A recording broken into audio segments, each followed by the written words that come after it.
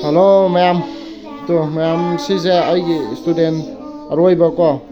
2025 ke aroiba student ngak to oigadabane moise hojik exam ki kana prepare tawriba kanggu ne ma'am ai se angang trying thoi pulap ko angang trying thoi ko makoi se exam loina ba hojale ma'am ma'am nasu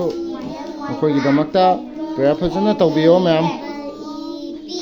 ma'am ko aduga makoi se reason phajana thokpa ngamnaba ko yam nungsiba angang ma'am ne ko moising se ko lamhen jarasu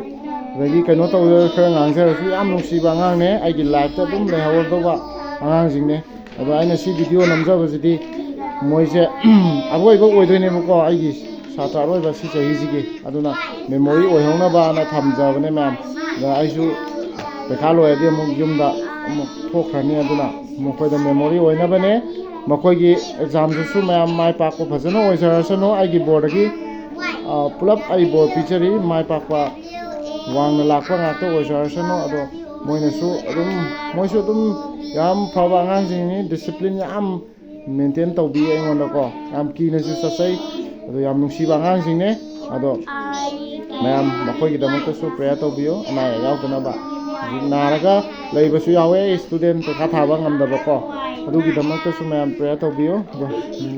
se noi ma'am ta bye bye tok chalo se ma'am adudi loisan jarage